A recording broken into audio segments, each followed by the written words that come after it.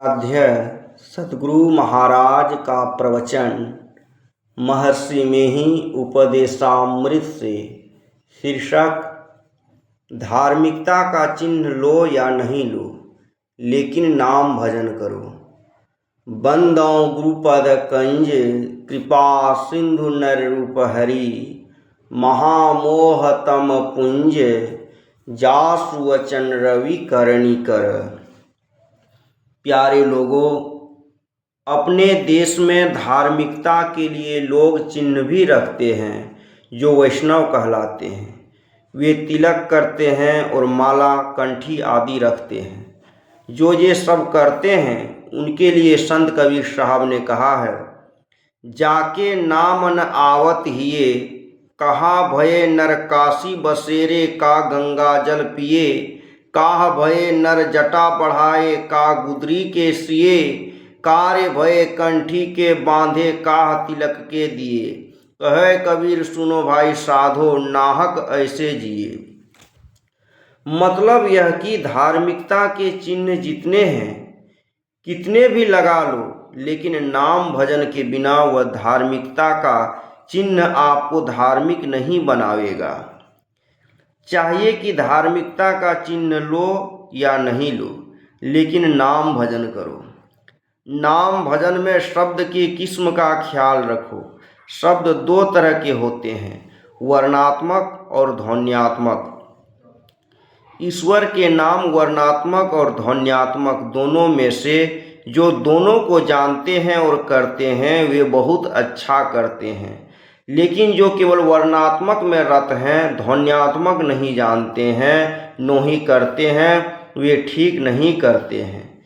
चाहिए कि वर्णात्मक और ध्वन्यात्मक दोनों को जाने और करें।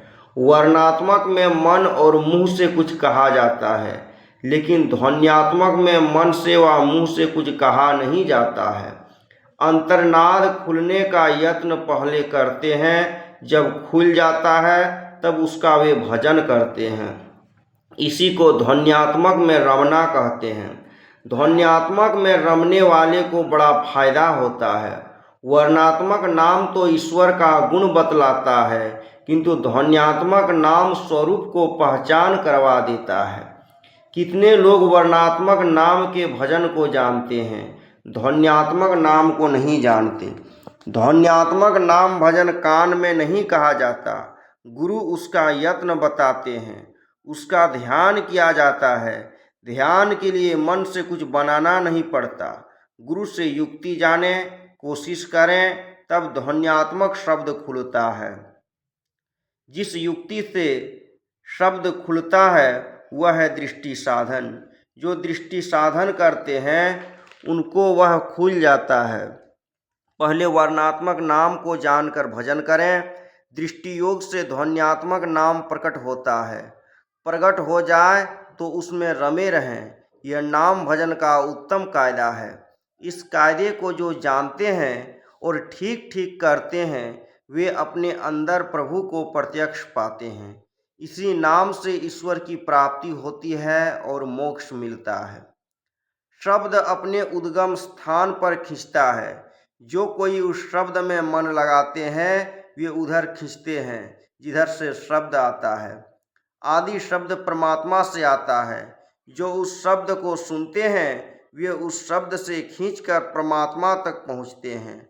आदि नाम पारस है, मन है मैला लोह, परसत ही कंचन भया छूटा बंधन मोह। वर्णात्मक और ध्वन्यात्मक दोनों तरह के शब्दों का भेद जानना चाहिए और करना चाहिए। यह शरीर साधनों का भंडार है। भगवान श्री राम ने कहा है, बड़े भाग मानुष तनु पावा, सुर दुर्लभ सब ग्रंथ ही गावा। अर्थात बड़े भाग्य से मनुष्य शरीर मिला है। वह शरीर देवताओं को दुर्लभ है, ऐसा सदग्रंथों ने भी गाया है। ऊंचे कुल के हैं, धनवान बलवान है, इसलिए आपका बड़ा भाग्य है, ऐसा नहीं कहा, बल्कि मनुष्य शरीर मिला है इसलिए बड़ा भाग्य है। लोग समझते होंगे कि मनुष्य देवता को पूजते हैं, देवता मनुष्य शरीर क्यों चाहेंगे? उपनिषद की एक कथा है। उपनिषद उसको कहते हैं जिसमें प्राचीन काल के ऋषियों ने अपना विचार प्रकट किया था। उपनिषद की कथा इस प्रकार है। एक समय ब्रह्मा जी के पास देव, दानव और मानव तीनों गए। तीनों ने ब्रह्मा जी से प्रार्थना की कि हम लोगों को उपदेश दिया जाए। ब्रह्मा जी ने तीनों को अपने उपदेश में मात्र द कहा। इसमें ब्रह्मा जी ने देवों को दमन अर्थात इंद्रिय दमन, दानव को दया और मानव को दान की शिक्षा दी। मनुष्य से देवता माया की शक्ति अधिक रखते हैं, किंतु दमशील का स्वभाव उनमें नहीं है। इसलिए वे मनुष्य का शरीर चाहते हैं कि मनुष्य शरीर मिलने से इंद्रिय दमन होगा। अर्जुन स्वर्ग गए थे। उनकी सुंदरता देखकर वहाँ की अप्सरा उन पर मोहित हो गई। उसने एकांत में अपनी मनोभावना अर्जुन से व्यक्त की, परंतु अर्जुन अविचल रहे। इस पर उस अप्सरा ने असंतुष्ट होकर अर्जुन को श्राप दिया, देवताओं को इंद्रिय दमन की शक्ति नहीं है। यहाँ ही देखिए, जिसको धन है वे किस तरह रहते हैं। हो सकता है कोई धनवान संयमी हो, जिनको भोग्य पदार्थ विशेष मिलते हैं, उनको विषय विलास विशेष रहता है। देवताओं में इंद्रियों के भोग भोगने की शक्ति विशेष रहती है, इसलिए इंद्रियों के भोग में बहुत प्रवृत्त रहते हैं। हम मनुष्यों में बड़ी कृपणता है। तन बल, बुद्धि बल, धन बल सबको चुराते हैं।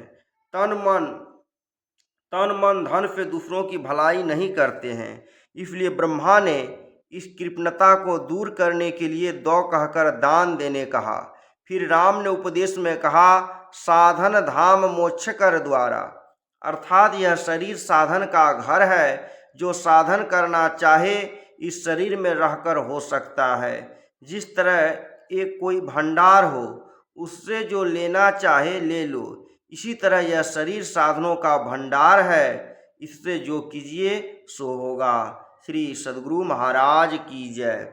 यह प्रवचन राजेंद्र नगर पटना में डॉक्टर शैलेंद्र बाबू के यहाँ दिनांक 26/2/1972 ईस्वी को प्रातःकालीन सत्संग में हुआ था।